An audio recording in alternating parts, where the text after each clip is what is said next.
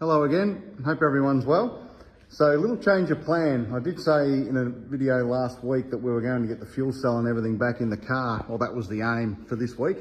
We've just put the brakes on that for the minute and I'll explain why. So you may recall in an earlier post we did, like dating back months ago, we were looking for photos of the car with the rear bar off it, just to show how the rear bumper mounted up. Now, we still haven't been able to find any decent photos. We do have some, but it doesn't shed any light on how the rear bar was actually secured to the car.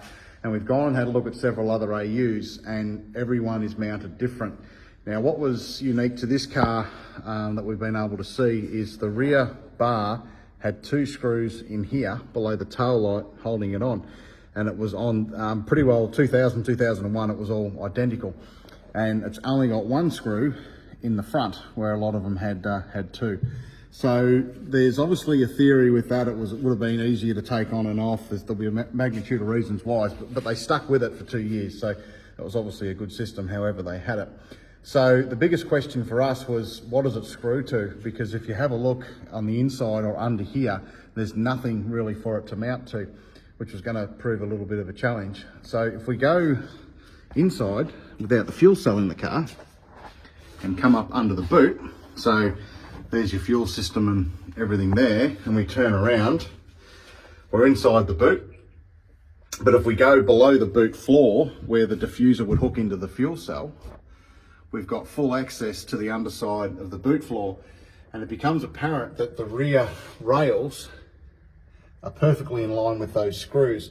So there must have been a mount or a slide system that the bar would hook into the rear rails, or connect to the boot floor, and then the two screws would secure that bracket to the bar. So it sheds a bit more light on how it would have been back in the day. We're flying completely blind, but the main thing we want is when you stand behind the car, it looks exactly how it was when it was running around in 2000, 2001. So that's this weekend's mission. It's going to be a lot easier to do it from inside the boot where the fuel cell would normally sit, rather than, because this is all covered in normally, so rather than try and do it, you know, out of guesswork. And it would make sense if it is bolted through the boot floor and not through the rail, because then you can adjust everything from inside the boot to get the bar position right. Now, there's absolutely nothing left that would hint what it used to be like. Obviously, when we put the AU back on the car, it was grafted through here. And when it was converted from an AU to a BA, that's where it was cut. So everything's gone in its entirety and we've had to completely start again. So yeah, it'll be a little bit of a challenge to get right, but we'll keep searching over the next couple of days and hopefully something will pop up anyway. We go back into the workshop again. So yeah, so that's what we're going to achieve. It'll be a lot easier to do that without that fuel cell in the car. The rear bar will come off, obviously. That's got to be painted black, the bottom of the diffuser. That's how it was back in the day. And we've also got these really nice washers.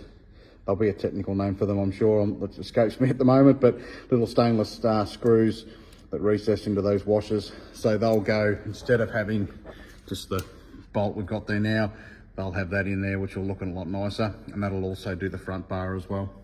So we're just going to have a go at that, as opposed to putting the fuel tank and fuel cell and that back in, and get all that permanently mounted up, and that's another job ticked. We feel long term we'll save a lot of time doing it now than fiddling around later.